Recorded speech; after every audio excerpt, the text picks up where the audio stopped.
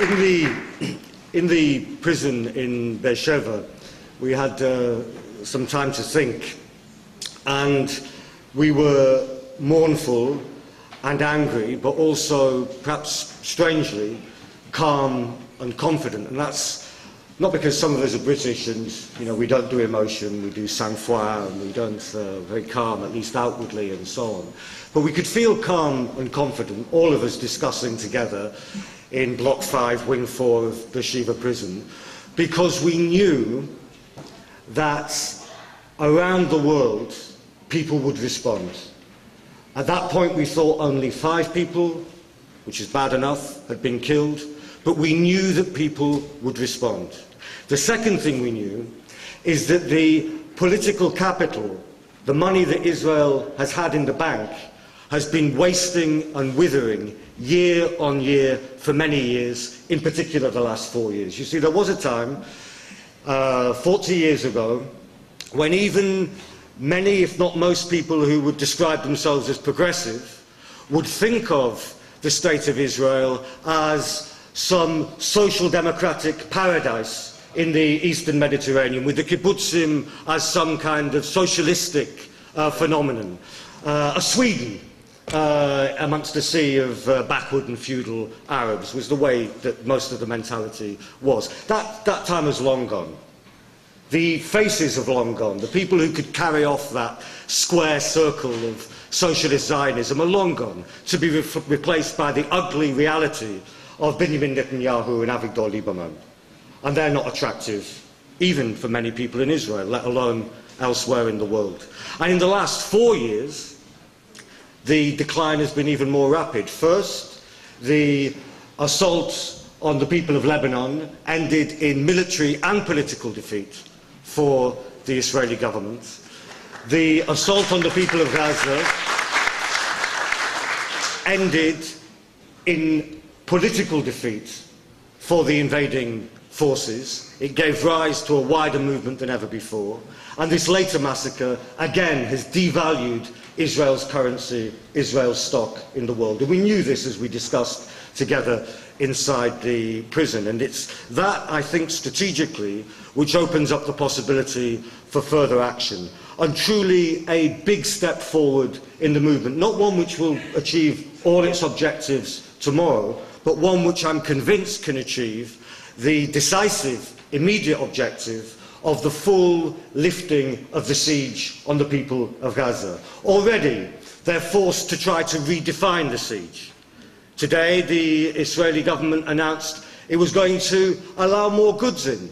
It's very interesting when you look what they say they'll allow in now that have not been allowed in for 4 years. Children's toys are some of them. But the construction goods, and above all, the free movement of people and of goods and of capital, which is critical for the development of Gaza and Palestine as a free and independent entity, is something that they're not allowed, prepared to happen. And we need to give a clear answer that nothing less than the full lifting of the siege will do. Anything else is a redefining of the prison. But we can see that this siege is tottering, and Gaza is crucial, I believe, strategically, not because it's the only injustice that the Palestinians face. The West Bank, the ethnic cleansing of East Jerusalem, the conditions in the camps, the very existence of the refugees, all stand in their own rights as unacceptable injustices. But it's strategically important because the other side made it strategically important in 2006, because by isolating Gaza, they hoped to strangle the hopes and aspirations and fighting spirit of the Palestinian resistance by isolating Hamas, which are the people who were chosen in a free and fair election by the Palestinian people. And therefore, the road to redeveloping a Palestinian unity which can have much greater political weight, that road, to my mind, lies through the immediate objective of lifting the siege on Gaza. And various things, I think, flow from that, tactically, that I'd like to offer to the meeting as things that we should consider as a way forward. First, the cutting edge of this movement, which has been the delivery of humanitarian aid in defiance of the restrictions placed on the shipment of that aid via land and via sea absolutely has to continue, and continue in bigger numbers and continue with greater coordination. By land, heading through Egypt, because let's be very clear about this, the border at Rafah is an Arab border. If the Rafah crossing was completely open, Israel could whistle in the wind. There would be no effective siege on the people of Gaza. And therefore pressure needs to be brought to bear upon those governments in the region who are complicit in the attempt to isolate the people of Gaza.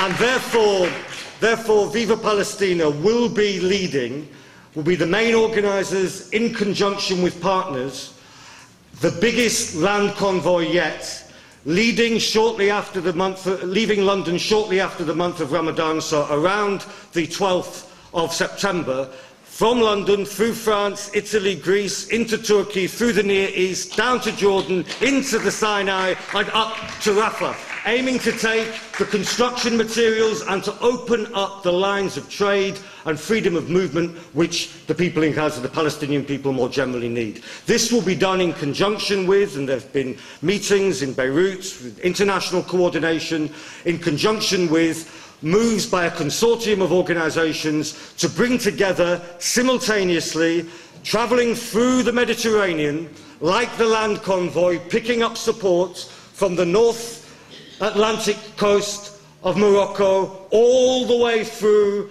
to Egypt and to the seaport of Gaza, the biggest flotilla yet, leaving simultaneously, aiming to be offshore as we go in through land. This we offer to you, and I ask friends and new friends here tonight to consider how an American, a New York City, New York State component to both the land convoy and the flotilla could be formed, could be fundraised for in order to make that possible. We're talking 13 weeks. It's not a long time, but we need to move very quickly if we're to seize this moment.